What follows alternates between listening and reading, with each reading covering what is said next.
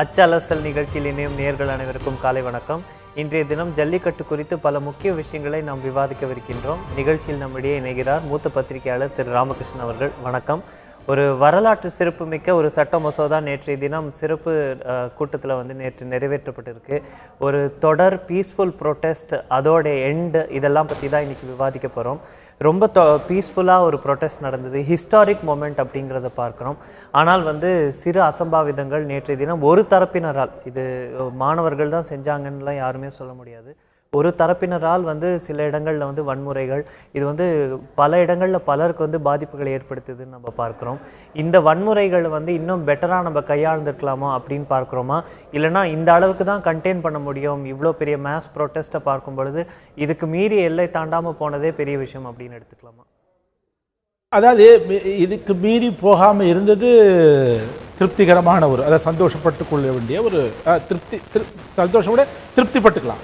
அது ஆனால் இப்போ நீங்கள் திருப்திப்படுறது ஒரு விஷயம், பட் ஆனால் நம்ம இதுவும் செய்யலாம். அதாவது இது தவிர்த்திருக்கலாமான தவிர்த்திருக்க வேண்டியது தான் ஒரு ஒரு வளர்கின்ற ஒரு சமுதாயம் அப்படின்னு நம்ம சொல்லிட்டோம்னா அதனுடைய அழகு.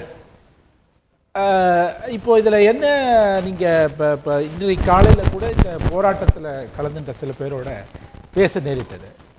அவங்க என்ன சொன்னாங்க, இப்போ எங்களுக்கு இந்த அடிப்படையான சில சட்ட முறைகள்லாம் இருக்கு இல்லையா, அதுவே எங்களுக்கு தெரியாமல் போச்சு, அதெல்லாம் கூட எங்களுக்கு சொல்லியிருந்தா கூட நாங்கள் விலகி இருப்போம், போயிருப்போம் அப்படிங்கிறது ஒரு தரப்பில் சொல்லப்படுது.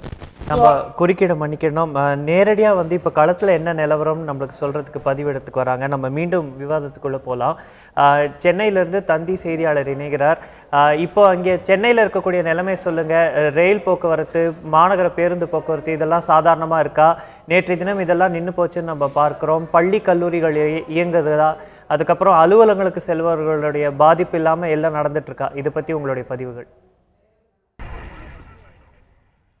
சென்னை மெரினா கடற்கரையில் தொடர்ச்சியாக கடந்த 17ஆம் தேதியிலிருந்து இன்று வரையிலான போராட்டம் நீடிக்கிறது. நேற்று தமிழக அரசின் சார்பாக ஒரு வரைவு சட்ட மசோதா இயற்றப்பட்டிருக்கிறது. இந்த சட்டமானது முழுமையாக ஜல்லிக்கட்டுக்கு இனி வருங்காலங்களில் தடை விதிக்கக்கூடாது என்ற இந்த சட்டத்தினை இங்கு இருக்கக்கூடிய போராட்டக்காரர்களுக்கு விலக்குவதற்கான ஒரு பர்சன் இல்லை அப்படின்னு சொல்லிட்டு இங்கே பல்வேறு போராட்டங்கள் தொடர்ந்து நடைபெற்றது. இதனால் காவல்துறையிடமும் இந்த மாணவர்களிடமும் பொதுமக்களிடமும் பெரு தள்ளுமுள்ளு ஏற்பட்ட நிலையில் நேற்று மாலை இவர்களுடைய போராட்டம் வாபஸ் பெற்றிருக்கிறது. அதற்கு இடையில் ஒரு சில அமைப்புகளால் பல்வேறு இடங்களில் பல்வேறு பிரச்சனைகள் ஏற்பட்டது. வாகனங்கள் கொளுத்தப்பட்டது, காவல்துறை வாகனங்கள், அது மட்டும் இல்லாமல் காவல் நிலையம் கொளுத்தப்பட்டிருந்தது. இந்த நிலையில் சென்னை மெரினா கடற்கரை சுற்றுவட்டார பகுதிகளில் இந்த போராட்டக்காரர்கள் தொடர்ந்து வராத வண்ணம் இருக்க பல்வேறு இடங்களில் தடுப்பு ஏற்படுத்தியிருக்கிறது. அதாவது இந்த பகுதிகளில் பிளாக் செய்யப்பட்டிருக்கிறது. இதனைத் தொடர்ந்து இந்த மெரினா கடற்கரை காமராஜர் சாலையில் போக்குவரத்து நிறுத்தம் செய்யப்பட்டிருக்கிறது. தற்பொழுது வரை ஒரு 100க்கும் மேற்பட்டோர் மற்றும் இந்த பகுதியில் தொடர்ச்சியாக தங்களுடைய போராட்டத்தை நிறுத்தி வருகின்றனர். இவர்கள் இவர்களுக்கும் எந்த தொடர்பும் இல்லை என்று மாணவர் தரப்பில் தெரிவிக்கப்பட்டுள்ளது. பல்வேறு அமைப்புகள் இந்த போராட்டத்தில் ஈடுபட்டதாகவும் அந்த அமைப்புக்கு சார்ந்தவர்கள் தான் அவர்களுடைய பிரச்சனையை முன்னிறுத்தி தனிப்பட்ட பிரச்சனைகள் போராடி வெற்றி பெறாத முடியாத அமைப்புகள் தொடர்ச்சியாக இந்த பகுதியில் தற்பொழுது வரையிலான ஒரு போராட்டத்தை முன்னிறுத்தி வருகின்றன. இவர்களுக்கு இந்த உணவு பார்த்திங்கன்னா கட்டுமரம் மூலமாகவும் போட் மூலமாக வழங்கப்படுகிறது, குடிநீர் உள்ளிட்ட பகுதிகள். இதை யார் செய்கிறா என்ற ஒரு கேள்விக்குறி எழுது. அது மட்டும் இல்லாமல் இந்த பகுதியில் ஏற்பட்ட ஒரு மிகப்பெரிய எழுச்சி போராட்டம் அமைதியான முறையில் அதே மாதிரி கண்ணியத்தோடு நடைபெற்றது. பெண்களுக்கான ஒரு பாதுகாப்பு உறுதி செய்யப்பட்டிருந்தது. இந்த போராட்டத்தில் முக்கியமாக குறிப்பிட வேண்டிய என்னவென்றால், அரசியல் கட்சி தலையீடு எங்களுக்கு தேவையில்லை, உங்களது ஆதரவும் தேவையில்லை என்ற ஒரு மிகப்பெரிய விஷயத்தை முன்னிறுத்தி ஒரு எழுச்சியான போராட்டத்தை நம்ம பார்க்க முடிந்தது. இதனால் அரசியல் சம்பந்தமான ஒரு பின்விளைவுகளில் தான் இந்த ஒரு பல்வேறு பிரச்சனைக்கு காரணம் என்று இன்னொரு கருத்தும் வெளிவருகிறது. அதேவது தங்களுடைய தேவைகள், அதாவது அரசியல் கட்சியினுடைய ஆதரவு தங்களுக்கு தேவையில்லை என்ற ஒரு ஒரு கொள்கையை முன்னிறுத்தும் போது இதன் பின்புலத்தில் அரசியல் கட்சி இருக்கிறதா அல்லது பல்வேறு அமைப்புகள் இருக்கிறதா என்ற ஒரு மிகப்பெரிய கேள்வி இருக்குது. இதை வந்து யார் இதை டிபெண்ட் பண்ணுறது என்ற ஒரு விஷயம் பல பேருடைய பல கருத்துக்கள் வந்து தொடர்ச்சி வந்த வண்ணம் இருக்கின்றன. தற்பொழுது இங்கே இருக்கக்கூடிய நபர்கள் என்ன முக்கியமான கோரிக்கை அப்படி இருந்தனா, ஜனாதிபதியோ அல்லது முதல்வர் ஜனாதிபதி மற்றும் பாரத பிரதமர் கையெழுத்திட்ட பிரதியை, அதாவது நிரந்தர சட்டம் வேண்டும் என்ற ஒரு பிரதியை காட்டினால் மட்டும்தான் இந்த பகுதியிலிருந்து போவேன் என்று ஒரு விடாப்பிடியான ஒரு போராட்டத்தில் ஈடுபடுகின்றனர். எந்த மாணவ அமைப்பும் இதற்கும் தொடர்பில்லை, எந்த போராட்டக் குழுவிற்கும் இது பொறுப்பேற்கவில்லை. இவர்கள் யார் என்பது இந்த பகுதியில் இருப்பவர் அவர்களுக்கு மட்டுமே தெரியும். இவர் வந்து சமூக விரோத கும்பல் என்று பல்வேறு கருத்துக்களை முன்வைக்கப்பட்டிருக்கிறது. இவர்கள் எப்பொழுது செல்வார்கள் என்ற ஒரு சூழ்நிலை இங்கே வந்து ஒரு பதட்டமான சூழ்நிலையே இருக்கிறது. இந்த பகுதியில் ஒரு 100க்கும் மேற்பட்டு இருக்கின்றன. இந்த பகுதியை பொறுத்த மட்டில் தற்பொழுது காவல்துறை ஒரு குறைந்த அளவே காணப்படுகின்றன. என இந்த ஒரு போராட்டமானது முதலில் ஜல்லிக்கட்டு நடத்த வேண்டும், அவசர சட்டம் கொண்டு வர வேண்டும், வாடிவாசல் திறந்தால் நாங்கள் வீடு வாசல் செல்வோம் என்ற ஒரு கோரிக்கையை முன்வச்சு போராட்டம் நடத்தினாங்க. பின்னர் ஒரு நிரந்தர தீர்வு வேணும் ஜல்லிக்கட்டுக்காக அப்படின்ற ஒரு கோரிக்கையை முன் வச்சிருந்தாங்க. இதனைத் தொடர்ந்து பல்வேறு அமைப்பினர் தங்களுடைய கோரிக்கையை முன்வைத்து, அதாவது எங்களுக்கு நாங்கள் இந்த தேசிய கொடியை எரிப்பது உள்ளிட்ட பல்வேறு கோஷங்களை எழுப்புவது, முதல்வரை விமர்சிப்பது, அது மட்டுமல்லாமல் பிரதமரை விமர்சிப்பது, இந்த பீட்டா அமைப்பை சார்ந்த பல்வேறு அமைப்புகளை விமர்சிப்பது, இது மட்டும் இல்லாமல் பல்வேறு அநாகரிகமான கோஷங்களை எழுப்பினர். இதனைத் தொடர்ந்து குடியரசு தினத்தை நாங்கள் புறக்கணிப்போம், கருப்பு கொடி ஏற்றுவோம், அரைக்கம்பத்தில் தேசிய கொடியை பறக்க விடுவோம் என்ற ஒரு அவமதிப்பு செயல்களில் பல்வேறு அமைப்பினர் ஈடுபட்டிருந்தன. ஆனால் இந்த மாணவர்கள் பொறுத்த மட்டும் ஒரு ஒழுக்கமானவும் கண்ணியமாகவும் ஒரு போராட்டத்தை முன்னிறுத்தினர். இதனைத் தொடர்ந்து இந்த மாணவர்கள் முறையாக, அதாவது அந்த குழுவினர்களின் பேச்சுவார்த்தைக்கு பிறகு தாங்கள் கலைந்து செல்வதாகவும் அவர்களுடைய எதிர்காலத்தை ஒரு முன்னிறுத்தி தாங்கள் கலைந்து செல்லும்படி பல்வேறு அமைப்பினர் இங்கே வந்து அவர்களுக்கு வந்து வேண்டுகோள் விடுத்திருந்த நிலையில் அரிப்பரந்தாமன் நீதிபதி அவர்கள் தெளிவாக இந்த திட்ட வரைவு மசோதாவை பற்றி எடுத்துரைத்தார். அப்படி இருந்தும் இந்த போராட்டக்குழுவில் இருக்கக்கூடியவர்கள் ஏன் இந்த போராட்டத்தை விட்டு வெளியே வரமாட்டார்கள் ஏன் அப்படின்ற ஒரு கேள்வி எழுகிறது. இந்த போராட்டம் தற்பொழுது இளைஞர்கள், அது மாணவர்களாக உருவாக்கப்பட்ட அமைப்பை சேர்ந்தவர்கள் மட்டும் இருக்கிறார்களா, இல்லை பல்வேறு அமைப்பை சேர்ந்தவர்கள் வேண்டுமென்றே இந்த குடியரசு தினத்தின் நிகழ்ச்சியை கலைக்க வேண்டிய ஒரு சதி செயலில் ஈடுபடுகிறார்களா என்பது ஒரு மிகப்பெரிய கேள்வி. அதற்கான விடை அந்த மாணவ அமைப்பை மட்டுமே சொல்ல முடியும். இதற்கான பின்னணியில் இருந்து பல்வேறு அமைப்புகள் செயல்படுகிறதா என்பது ஒரு கேள்விக்குறியாக இருக்குது. அதே மாதிரி போக்குவரத்து அப்படின்னு பார்க்கும்போதுல நேற்று மாலை வரை இந்த போக்குவரத்தானது ஸ்தம்பித்தது. பல்வேறு இடங்களில் கடை எரிப்பு, அதே மாதிரி வாகன எரிப்பு, காவல்துறை வாகனம் ஒரு 30க்கும் மேற்பட்ட வாகனங்கள் எரிக்கப்பட்டிருக்கிறது. அதே போன்று காவல்துறை உயரதிகாரியின் வாகனமே, அதாவது டிசிபி இந்த நிலையில் இருக்கக்கூடிய ஒரு உயரதிகாரி வாகனமே கொளுத்தப்பட்டிருக்கிறது. பேருந்து கண்ணாடிகள் உடைக்கப்பட்டிருக்கிறது. பல்வேறு பகுதிகளில், அதாவது சென்னை முழுக்க ஒரு மிகப்பெரிய போக்குவரத்து நெரிசல் காணப்பட்டது நம்மளால் பார்க்க முடியும். அது மட்டும் இல்லாமல் மதுபான கடைகள் கூட கொளுத்தப்பட்டதை நம்மளால் பார்க்க முடிஞ்சது. பல்வேறு இடங்களில் தீ விபத்து ஏற்பட்டிருந்தது. ஒரு காவல் நிலையம் முன்பாக இருந்த வாகனங்களை வைத்து கொளுத்தப்பட்டிருக்கிறது. இது போன்ற அசம்பாவித சம்பவங்கள் தொடர்ச்சியாக நடைபெற்றிருக்கிறது. இந்த போராட்டக் குழுவில் இது போன்ற இருக்கக்கூடிய இந்த பகுதியில் நடந்திருந்தால் இந்த மாணவர்கள் வந்து பொறுப்பேற்றிருக்கலாம். இதனை தவிர்த்து இந்த போராட்டத்திற்கு வெளியே இருக்கக்கூடிய பொதுமக்கள் இந்த போராட்டத்தில் ஈடுபடும் போது இதில் அரசியல் கட்சி தலையீடு இருக்கிறதா, இல்லை அல்லது பல குழுக்கள் தலையீடு இருக்கிறதா என்பது ஒரு கேள்விக்குறியாக இருக்குது. இப்போ நீங்கள் சொன்ன மாதிரியே நேற்றைய தினம் வன்முறை கட்டவிழ்த்து விடப்பட்டதெல்லாம் நம்ம எல்லாருமே பார்த்தோம். ஆனால் இப்போ பெரிய கேள்வியே ட்ரிப்ளிகேன் தொடங்கி சேப்பாக் வரைக்கும், இந்த லைட் ஹவுஸ் வரைக்குமே இருக்கக்கூடிய பல பகுதிகளில் நிலைமை சீரடைஞ்சிருக்கா, அங்கே பேருந்து போக்குவரத்து மீண்டும் தொடங்கி இருக்கா, அங்கே இருக்கக்கூடிய சாலைகளுக்கு ஆக்சஸ் எப்படி இருக்குது, இப்போ அந்த வழியாக கல்லூரிகளுக்கோ இல்லை அங்கே இருக்கக்கூடிய பள்ளிகளுக்கோ இல்லை அலுவலர்களுக்கு செல்ல வேண்டியவங்களுக்கு இப்போ அந்த சாலை பயன்படுத்துறதுக்கு தயாராக இருக்கா? காலையில் இந்த பகுதியில் நாங்கள் வரும்பொழுது போக்குவரத்து சீராக இருந்தது. போக்குவரத்தில் எந்த விதமான பாதிப்பும் இல்லை. இந்த பகுதியில் வந்து ஒரு சில இடங்களில் மட்டுமே போக்குவரத்து முடக்கப்பட்டிருக்கிறது. அதாவது இந்த போராட்டக்காரர்கள் மீண்டும் இந்த பகுதிகளுக்கு வந்து சேரலாம், அதனால் பல்வேறு பிரச்சனைகள் ஏற்படலாம், சட்ட ஒழுங்கு சீர்குலையலாம், இது போன்ற விஷயங்களால் ஒரு சில பகுதிகளுக்கு மட்டும் தடை செய்யப்பட்டிருக்கிறது. ஈவன் வந்து அது மீடியாக்களும் உள்ள சில அலோவ் பண்ணுறதில்ல. பல்வேறு இடங்களில் போக்குவரத்து நெரிசல் நேற்று காணப்பட்டது. ஆனால் காலையில் வந்து போக்குவரத்து நெரிசல் முற்றிலுமாக இதுபட்டிருக்கிறது. பள்ளிகள் கல்லூரிகள் வழக்கம் போல இயங்கும். ஆனால் இந்த ஒரு சில பகுதிகளுக்கு மட்டுமே இந்த தடை விதிக்கப்பட்டிருக்கிறதால இந்த பகுதியில் வரக்கூடிய மாணவர்கள் சற்று சிரமமாக இருக்கும். இதையும் தாண்டி இந்த பகுதியில் தற்போது நிலைமை சீரடைந்து வருகிறது.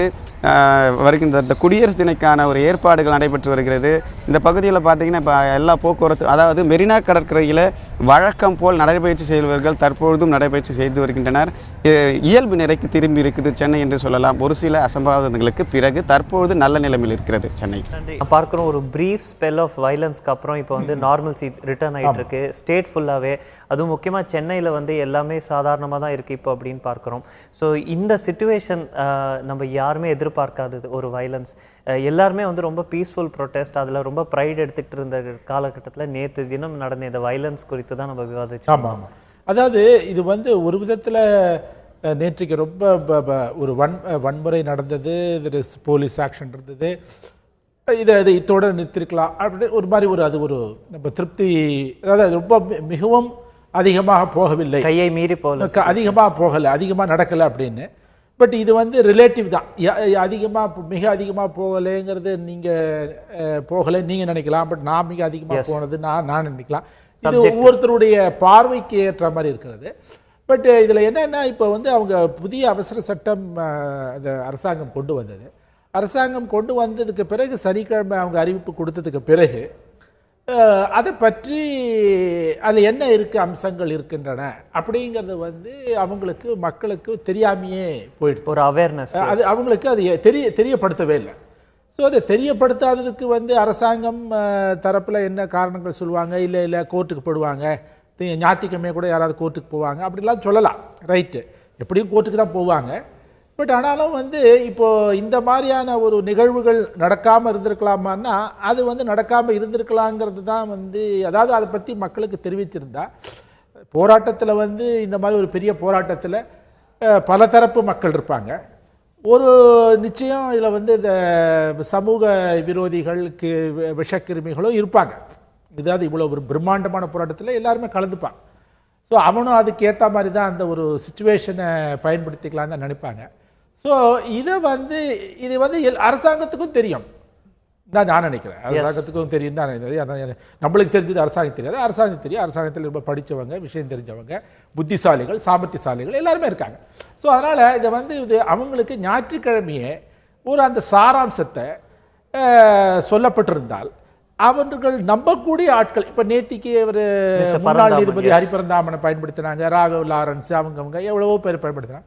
நான் என்ன சொல்கிறேன், அது மாதிரி அதனால் அவங்க தான் நீங்கள் பயன்படுத்தணும்னு சொல்ல, அந்த குறிப்பிட்ட நபர்களை தான் நீங்கள் பயன்படுத்தணும்னு சொல்ல.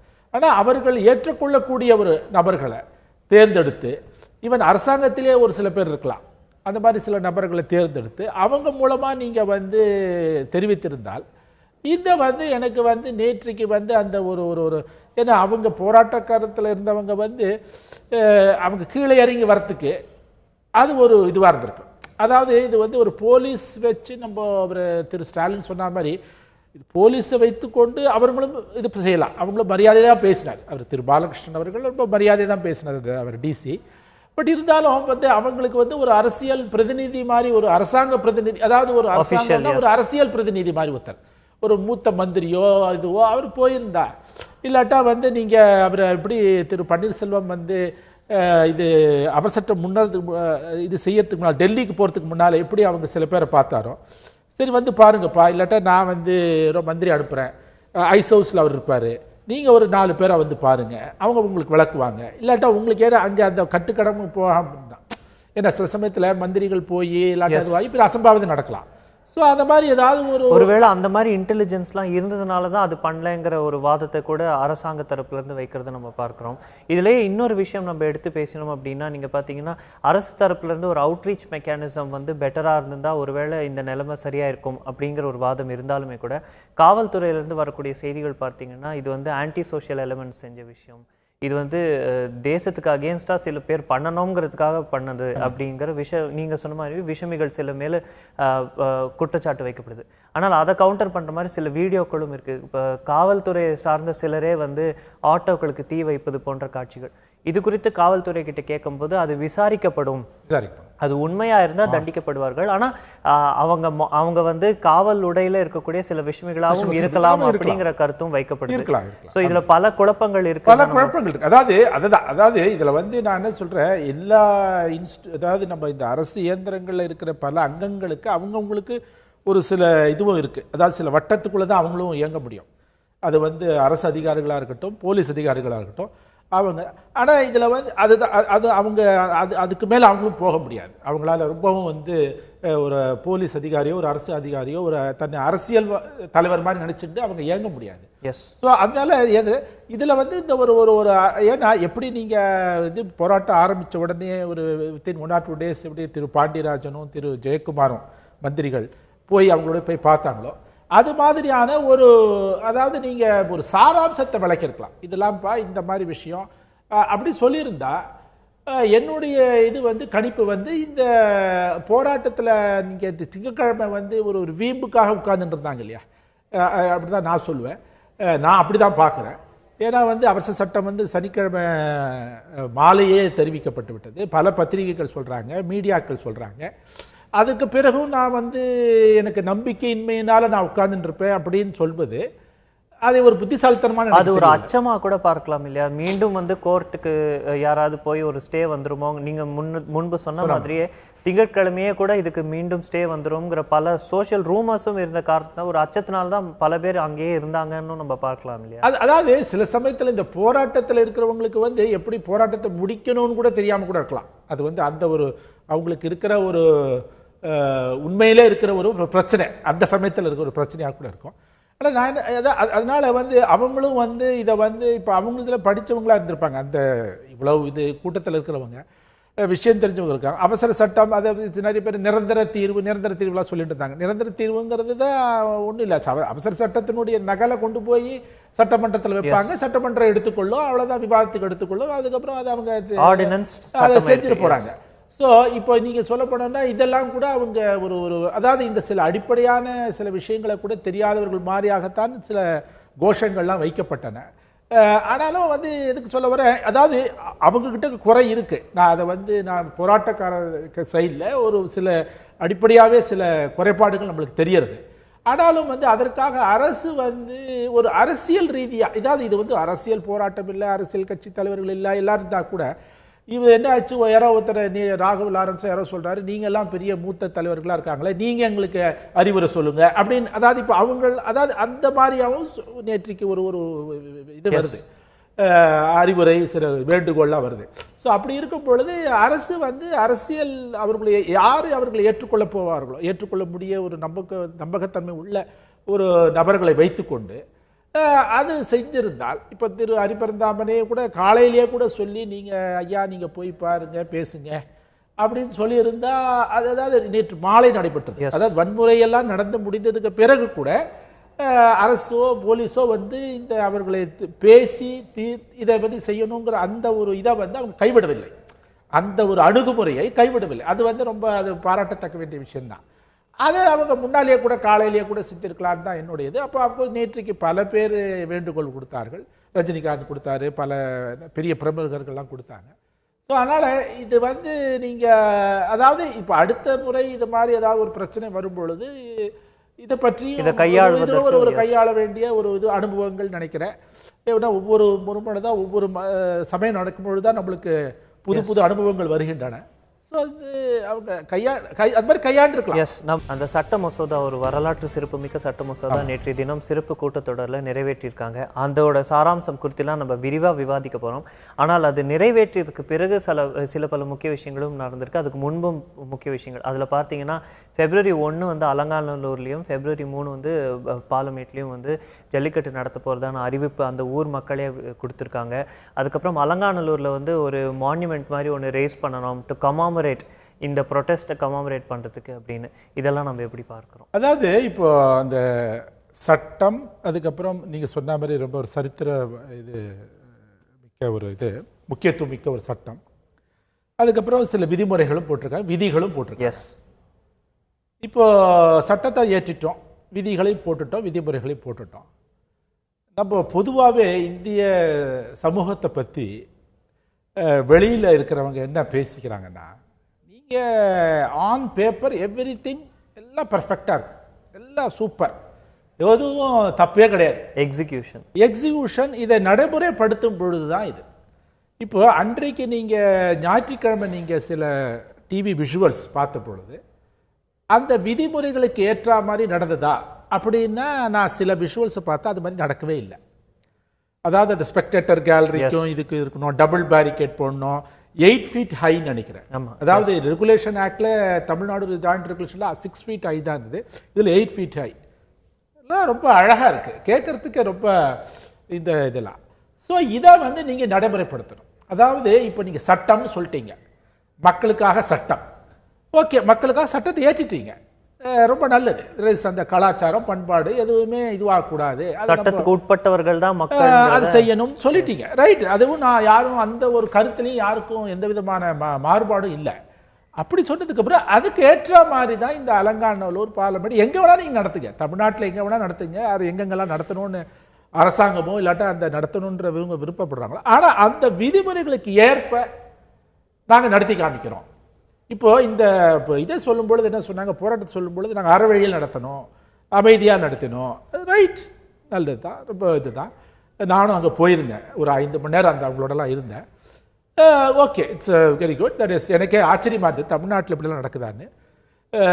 ஆனால் இப்போ அடுத்தது என்ன செய்யணும்னா, இந்த நீங்கள் ஜல்லிக்கட்டுன்ற ஒரு நிகழ்வு நடத்தும் பொழுது சட்டத்தை அப்படியே நாங்கள் பின்பற்றி நடத்துகிறோம். அதில் சட்டத்தில் வந்து ஒவ்வொருத்தருக்கும் ஒவ்வொரு சில ரெஸ்பான்சிபிலிட்டிஸ் கொடுத்துருக்காங்க, பொறுப்புகள் கொடுத்துருக்காங்க. அந்த பொறுப்புகளை அப்போ பண்ணாதான் இந்த போராட்டத்தை அறவழியாக நடத்தின போராட்டம்னு சொல்லப்படுறவங்களுக்கு அவங்களுக்கு நிஜமாவே திருப்தி, நிஜமாவே அவங்க வந்து பெருமைப்பட்டுக்கலாம். எஸ், நாங்கள் வந்து இப்போ அது எங்களுக்கு நடத்தா மாதிரி ஒரு சட்டத்தை கொண்டு வந்தோம். அது மட்டுமல்ல, அந்த சட்டத்தை நாங்கள் நடைமுறைப்படுத்தினோம்.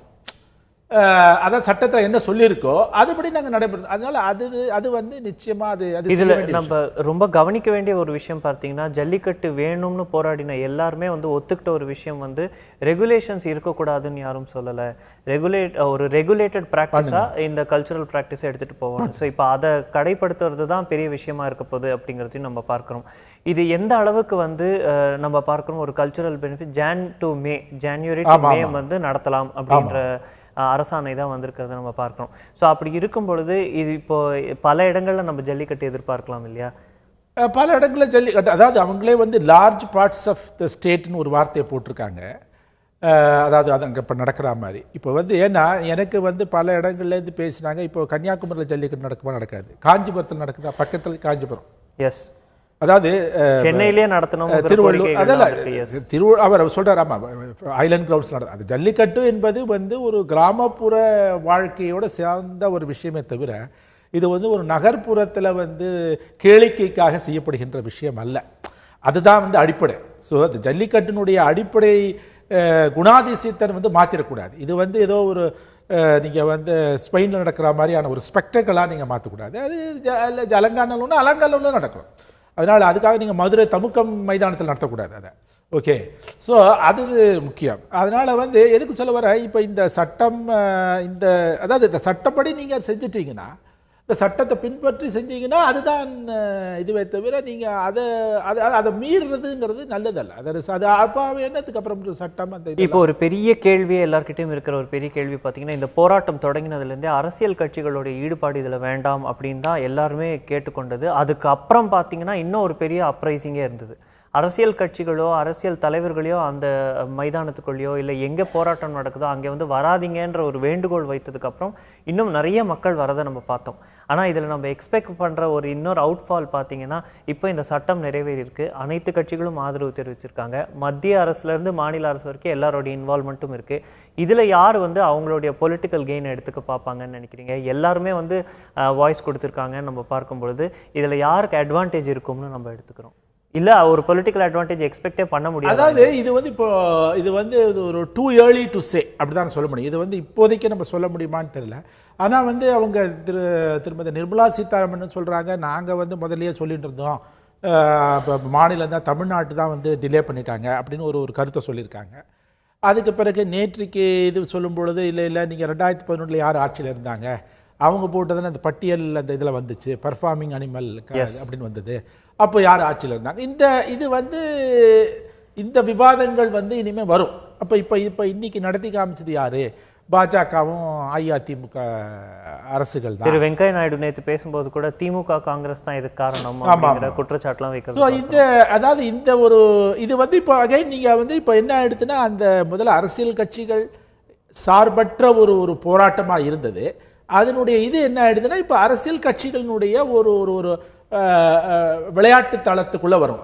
ஆனால் இதுக்கான ஒரு பப்ளிக் அக்செப்டன்ஸ் இருக்குமா? பாலிட்டிஷியன்ஸ் யாராவது இதுக்கு கிரெடிட் எடுத்துக்க நினைச்சாலுமே அதுக்கு பப்ளிக் அக்செப்டன்ஸ் இருக்குமாங்கிறது தான் இப்போ பெரிய கேள்வியாக இருக்கு. அதாவது பப்ளிக் அக்செப்டன்ஸ் இருக்குமான்னு அதான் சொல்கிறேன் இல்லை, அதை அவங்க ட்ரை பண்ணுவாங்க. பட் அது அகைன் நம்ம அதை சொல்ல முடியாது. அதாவது பப்ளிக் அக்செப்டன்ஸ் இருக்குமானா அதாவது போராட்டம். ஆனால் நீங்கள் பார்த்தீங்கன்னா இப்போ இந்த 2015-16 தேர்தல் முன்னால் அது நடக்கலை. ஆனால் அந்த அலங்காநல்லூர் தொகுதி இருக்கு இல்லையா, அலங்காநல்லூர் தொகுதியில் இப்போ அதுக்காக நீங்கள் ஜல்லிக்கட்டு நடத்தலையேன்னு சொல்லி அஇஅதிமுக தோற்கவில்லை அந்த இடத்துல. அதனால என்ன சொல்கிறேன், இதெல்லாம் தேர்தல் சமயத்தில் இதெல்லாம் ஒரு விடயமாக கூட கருதப்படுமாங்கிறது எனக்கு எனக்கு தெரியல. சம்டைம்ஸ் இதை பற்றி யாருமே டிஸ்கஸே கூட பண்ணாமல் போகலாம். நம்ம கிட்ட அலங்காநல்லூர்லேருந்து தந்தி செய்தியாளர் மாரிச்சாமி இணைகிறார். அங்கே இப்போ நிலைமை எப்படி இருக்கு? ப்ரொட்டஸ்ட் எல்லாம் வித்ட்ரா பண்ணிட்டாங்க. ஊர் மக்களே February 1 ஜல்லிக்கட்டுங்கிறதுக்கு அனுமதி கொடுத்துருக்காங்க. ஸோ இப்போ அங்கே அதுக்கான ஏற்பாடுகள் எப்படி நடந்துட்டு இருக்கு? விழா கோலம் கொண்டு இருக்கா ஊர்? இன்னும் வேற என்ன முக்கியமான விஷயங்கள்லாம் அவங்க கிட்ட இருக்கு? எல்லாத்தையும் பகிர்ந்து கொள்ளுங்க. அதாவது ஜல்லிக்கட்டுக்கான அனுமதியை கோரி மாணவர்கள், இளைஞர்கள், பொதுமக்கள் 8 நாட்களாக நேற்று வரை போராட்டத்தில் ஈடுபட்டனர். இதுதான் இந்த போராட்டத்தின் அடிப்படை தளம். அலங்காநல்லூரில் தான் இந்த போராட்டம் துவங்கப்பட்டது. ஜனவரி 16 அலங்காநல்லூரில் மாணவர்கள் ஜல்லிக்கட்டுக்கு அனுமதி கோரி போராட்டத்தை துவங்கினார்கள். மாணவர்கள், இளைஞர்கள், பொதுமக்கள் போராட துவங்கி 8 நாட்கள். நேற்று போராட்டம் மதுரை மாவட்ட காவல்துறையினரால், அதாவது தென்மண்டல காவல்துறை தலைவர் முருகன் அவர்களிடம் பேச்சுவார்த்தை நடத்தினார். பேச்சுவார்த்தை நடத்தி அது பயன்பெறாத நிலையில் அவர்கள் அங்கிருந்து அப்புறப்படுத்தப்பட்டனர். இதனைத் தொடர்ந்து நேற்று 1000க்கும் மேற்பட்ட போலீசார் அலங்காநல்லூர் பகுதி முழுவதும் குவிக்கப்பட்டிருந்தனர். மேலும் அலங்காநல்லூருக்குள் வெளியூர் ஆட்கள் யாரும் சந்தேகப்படும்படியான நபர்கள் யாரும் வராதவாறு இரவு முழுவதும் பாதுகாக்கப்பட்டது. இப்பொழுது அந்த பகுதியில் மேக்சிமம், அதாவது பெரும்பாலான பகுதிகள் சகஜ நிலைக்கு திரும்பிவிட்டது. ஊரே சகஜ நிலைக்கு திரும்பிவிட்டது என கூறலாம். போலீஸ் பாதுகாப்பும் குறைக்கப்பட்டுள்ளது. சற்றேறக்குறைய 400 காவல்துறையினர் இங்கு காவல் பணியில் ஈடுபட்டுள்ளனர். மேலும் நேற்று கிராம கமிட்டியார்கள், அதாவது ஜல்லிக்கட்டை நடத்தும் இந்த ஜல்லிக்கட்டு விழா குழுவினர்கள் என்று சொல்லக்கூடிய அந்த கிராம விழா குழுவினர்கள் நேற்று ஒன்று கூடி February 1 ஜல்லிக்கட்டை நடத்துவதென்றும் அதற்கான டெபாசிட் தொகை மற்றும் பாதுகாப்பு பொறுப்பு மற்றும் தீயணைப்பு வாகனங்களின் பொறுப்பு மற்றும் அனைத்து பொறுப்புகளை அந்த கேலரி அமைக்கும் பணி, மேலும் இந்த உலக புகழ்பெற்ற ஜல்லிக்கட்டு அதற்காக அடிப்படை வசதிகள் நடத்த வேண்டும் என்ற இந்த பணிகளை எல்லாம் மதுரை மாவட்ட நிர்வாகம் ஏற்று நடத்த வேண்டும், அதாவது அரசே ஏற்று நடத்த வேண்டும் என்று கூறி மதுரை மாவட்ட ஆட்சியரிடம் தங்கள் கோரிக்கையை வலியுறுத்தினர். அந்த கோரிக்கைக்கும் அவர் செவிசாய்த்துள்ளதாக தெரிகிறது. அதாவது February 1 இந்த ஜல்லிக்கட்டை நடத்தலாம் என்று கூறியுள்ளதாக தெரிகிறது.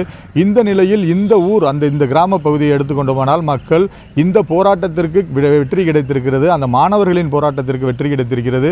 நிரந்தர தீர்வாகவே அமையும் இந்த ஜல்லிக்கட்டு February 1 வருவதை மிகவும் வரவேற்பதாக கூறினர். இந்த ஆயத்த பணிகள் என்று எடுத்துக்கொண்டால் அந்த வாடிவாசல் பகுதிக்கு மட்டும் வெள்ளை அடித்து, அதாவது எப்பொழுதும் இந்த பெயிண்டிங் செய்து தான் அந்த வாடிவாசல் பகுதியை புதுப்பித்து வைத்திருப்பார்கள். அந்த பராமரிப்பு பணிகள் எல்லாம் முடிந்துவிட்டன. ஏனால் ஏற்கனவே அந்த தை 3 ஜல்லிக்கட்டு நடக்கும் என்ற அளவில் அந்த வாடிவாசல் பணிகள் எல்லாம் முடிந்திருந்தது. அத்துடன் இந்த ஆயத்த பணிகள் நிறைவுற்றிருக்கிறது. மேலும் அந்த இருபுறமும் ஜல்லிக்கட்டு விடும் பகுதியில் இருபுறமும் கேலரிகள் அமைக்கப்பட வேண்டும். அதில் சற்றேறக்குறைய 6000 பொதுமக்கள் அமர்ந்து பார்க்கும் அளவிற்கான தற்காலிக கேலரிகள், நிரந்தர கேலரிகள் அலங்காநல்லூரில் 2 உண்டது. இந்த 2லும் ஃபாரினர் என்று சொல்லக்கூடிய வெளிநாட்டவர்கள் மற்றும் அரசியல், அதாவது தற்போதைய அரசு தரப்பில் வருபவர்கள், மாவட்ட நிர்வாகத்தின் சார்பில் வரும் மாவட்ட ஆட்சியர் மற்றும் தமிழக அமைச்சர்கள், எம்எல்ஏக்கள் அவர்களெல்லாம் அமரக்கூடிய ஒரு 2 கேலரிகள் உள்ளது. அந்த 2 கேலரிகளும் அது நிரந்தரமாகவே உள்ள கேலரிகள். மேலும் தற்காலிகமாக அமைக்கக்கூடிய அந்த கேலரிகள் அமைக்கும் பணி இன்று அல்லது நாளை துவங்கப்படும் என தெரிகிறது. மேலும் இந்த பகுதி அந்த ஜல்லிக்கட்டு நடத்தும் விழா குழுவினரும் இந்த ஜல்லிக்கட்டு நடத்துவதற்கான, அதாவது காலை காளைகளை கொண்டு வர வேண்டும், காளைகளுக்கு பரிசு பொருட்கள் அறிவிக்க வேண்டும், அந்த பரிசு பொருட்களை நன்கொடையாளர்கள் மூலமாக ஈட்ட வேண்டும். பரிசு பொருட்கள் என்று சொன்னால் தங்க காசு, இருசக்கர வாகனம், பீரோ, கட்டில், மெத்தை உள்ளிட்ட அதாவது சைக்கிள், இது போன்ற பெரிய பெரிய பரிசு பொருட்கள் அறிவிப்பார்கள். ஏறக்குறைய இந்த பகுதியில் கடந்த 2 வருடங்களுக்கு முன்பு ஜல்லிக்கட்டு நடக்கும்போது 1000க்கும் மேற்பட்ட காளைகள், அதாவது இது வந்து உலக புகழ்பெற்ற ஜல்லிக்கட்டு என பெயர் பெற்றது.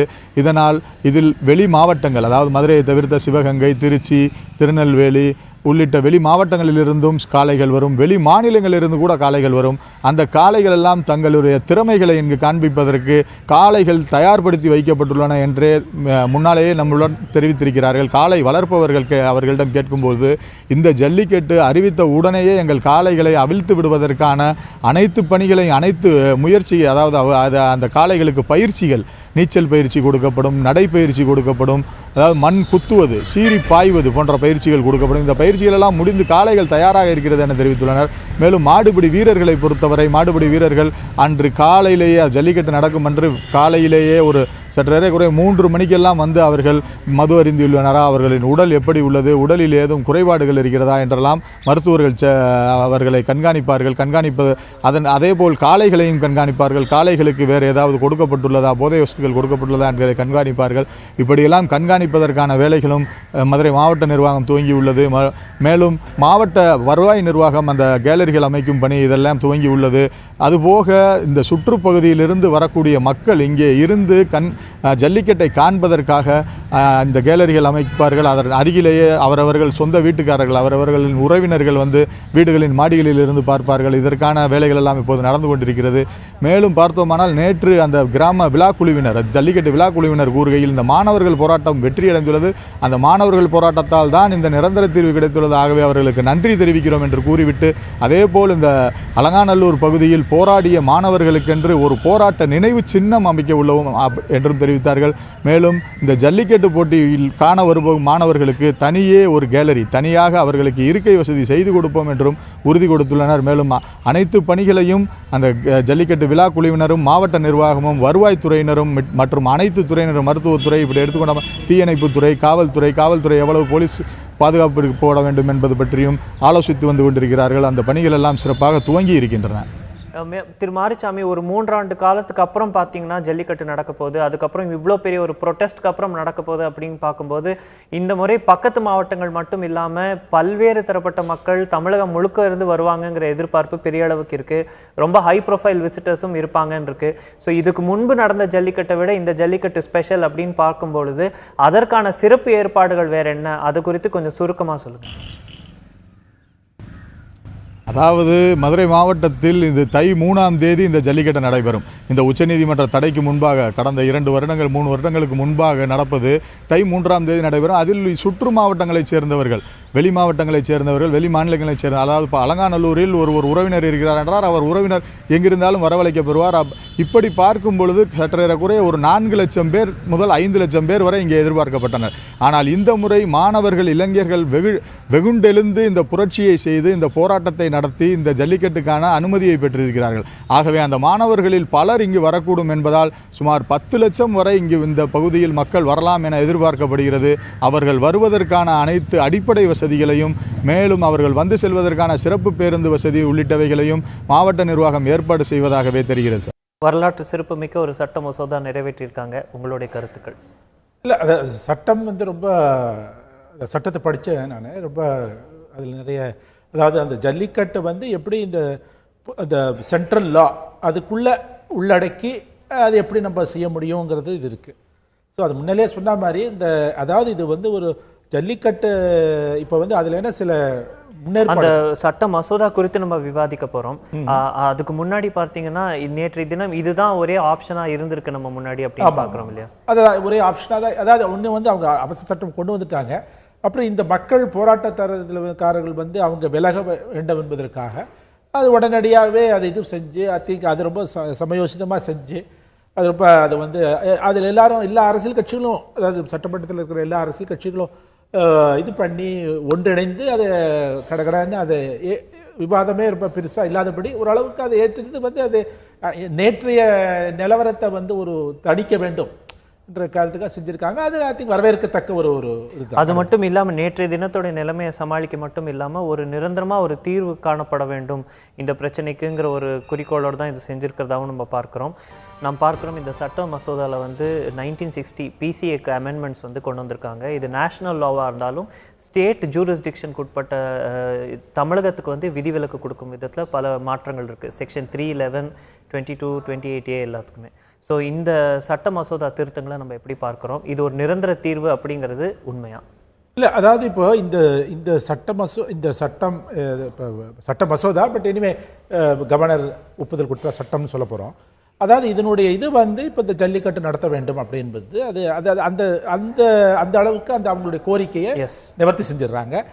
சட்டத்தில் இருக்கிற சில தடைகளை வந்து நீக்கிடுறாங்க.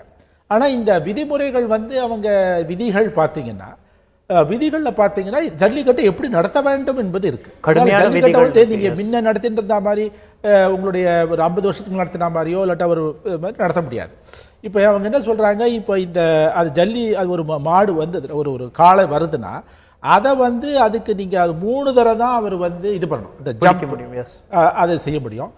30 செகண்ட்ஸ் அண்ட் 15 மீட்டர் தான் ஓடணும். இந்த மாதிரியான இது இருக்குல்ல. அதுக்கப்புறம் நீங்கள் காளையை வந்து அதனுடைய வாழை பிடிச்சி இழுக்கிறது, அதை கொம்பை பிடிச்சி இழுக்கிறது, இல்லாட்டா காலை இது பண்ணுறது, இந்த மாதிரி இதுவும் இருக்குது.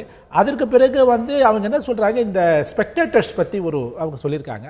அதை வந்து பிடபிள்யூடி டிட்டர்மைன் பண்ணணும். அதை அவங்க தான் நிர்ணயிப்பாங்க.